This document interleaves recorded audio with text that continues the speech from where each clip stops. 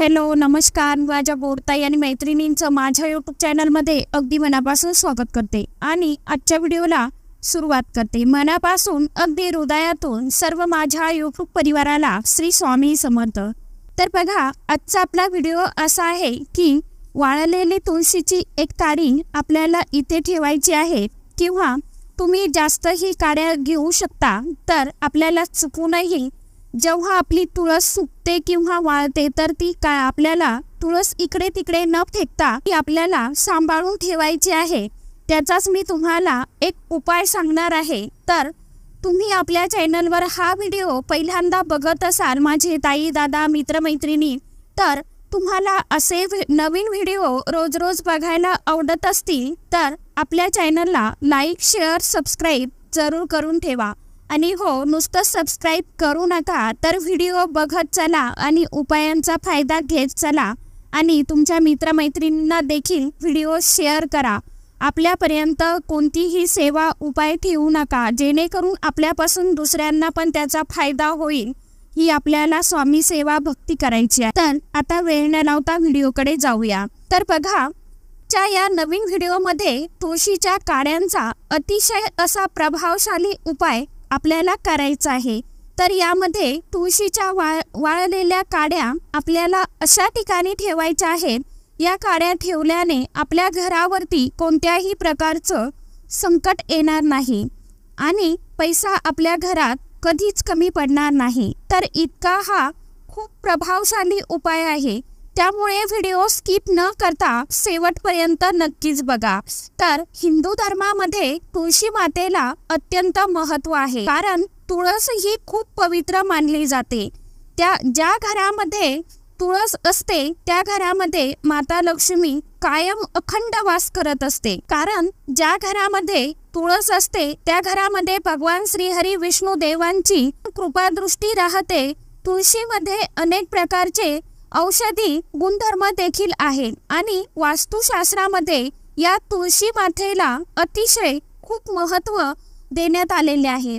म्हणून प्रत्येक घरामध्ये तुळस लावलेली असते। ज्या घरामध्ये तुळशीचं रोप असतं तिथे माता लक्ष्मीचा कायम वास असतो असं मानलं जातं। तुळशीचे रोप दारामध्ये लावल्याने घरामध्ये सकारात्मकता आणि सुख समृद्धी येते आणि सकाळ संध्याकाळ तुळशीची पूजा केल्याने भगवान श्रीहरी विष्णुदेव आणि माता लक्ष्मींचा आशीर्वाद आपल्याला प्राप्त होतो। तर पुराणानुसार तुळशीचे रोप खूप पवित्र आहे, दिव्य आहे। तुळशीची रोज पूजा केल्याने आपल्याला सुख समृद्धी मिळते। भगवान बाळकृष्ण यांना तुळस खूप अतिप्रिय आहे आणि भगवान बाळकृष्ण देव तुळशीच्या पानाशिवाय कोणताच नैवेद्य किंवा आपले स्वामी महाराज इतर सर्व देव सामान्य, परंतु फक्त महादेव आणि आपल्या बाप्पांना तुळस चालत नाही।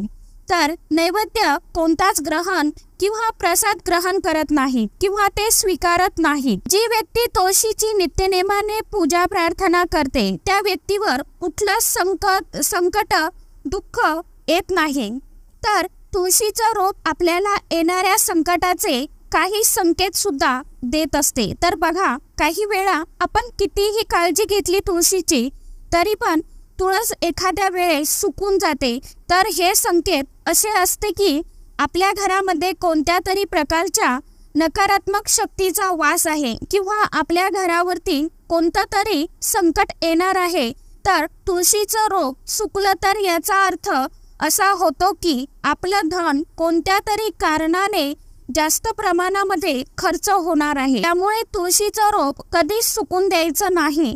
तुळशीची पानं जर आपोआप गळून पडत असतील तर क्लेश किंवा वाटणी यासारख्या समस्या देखील आपल्या घरामध्ये येऊ शकतात।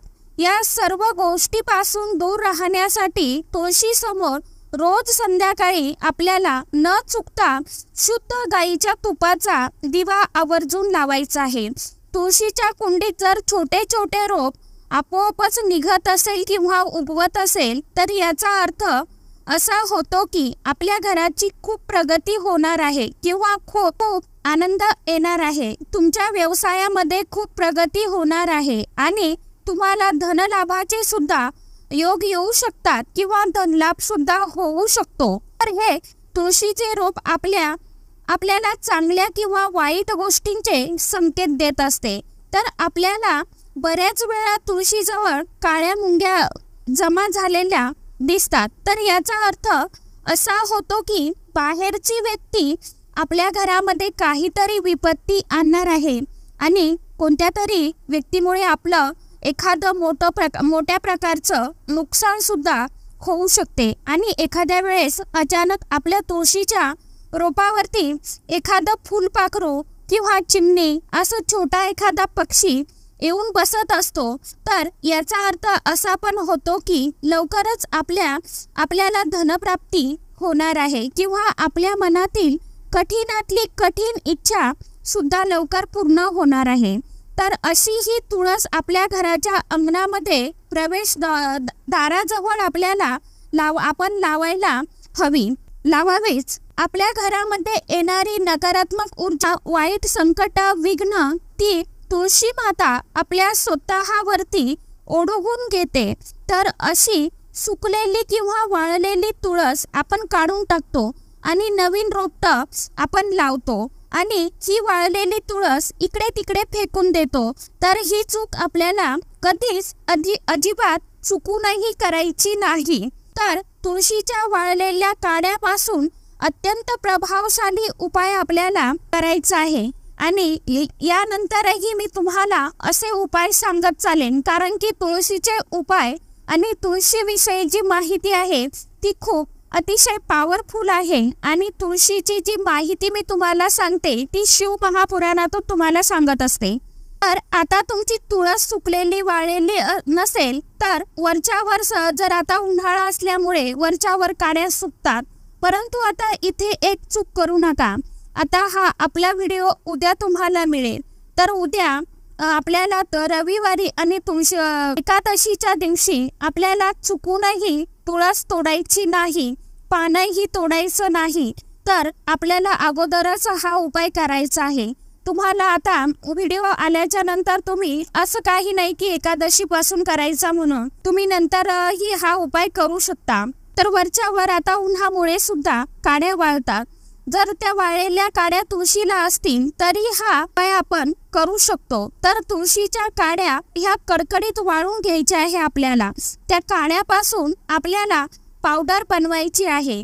तर या काड्या खलबत्त्यामध्ये कुटून घ्या किंवा मिक्सरमध्ये सुद्धा तुम्ही बारीक करून घेऊ शकता। पावडर अतिशय बारीक आपल्याला अशी फाईन पावडर करायची आहे किंवा तुम्ही चाळून घेऊ शकता, एखाद्या कपड्याने गाळणीने तुम्ही गाळून घेऊ शकता।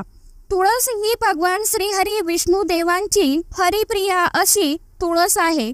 तर तुळस कधीही वाळलेली असेल इकडे तिकडे टाकून देऊ नका, कारण तुळशीचे अनेक उपाय आपल्याला केल्या जातात। तर आपण दररोज नित्यनेमाने आपल्या देवांची पूजा अर्चा करतो।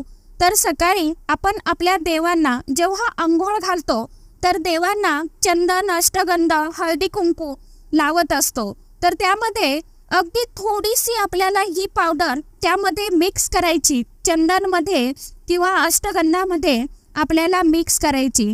त्याचा टिका आपल्या देवांना रोज लावायचा। तर यामुळे आपल्याला साक्षात भगवान श्री हरी विष्णुदेव प्रसन्न होतात, कारण तुळशी माता ही हरिप्रिया आहे। तर आपण हा टिका भगवान श्री हरी विष्णुदेवांना आणि बाळकृष्णाला आपल्याला आवर्जून लावायचं आहे। हे चंदन आपण आपल्या स्वामींना, सर्व देवांना आपण लावू शकतो, पण एक चूक मात्र करायची नाही। महादेव आणि गणपती बाप्पांना तुळस चालत नाही, तर यांना हा टिका लावायचा नाही। नुसतं चंदन किंवा अष्टगंध आपल्याला लावायचा आहे। आणि तुम्ही जर तुमच्या एखाद्या महत्त्वाच्या कामाला जाणार असाल, जसं की इंटरव्ह्यूसाठी जाणार असाल किंवा तुमचं एखादं कुठलंही काम असू देत, हा टिका देवांना लावून आपल्या स्वतःच्या कपाळावरती लावून जायचं आहे। तुम्हाला याचा चांगला अनुभव नक्कीच येईल आणि तुमच्यावरती कोणतंच संकट कधीच येणार देखील नाही आणि नकारात्मक ऊर्जा कधीच तुम्हाला त्रास देणार नाही।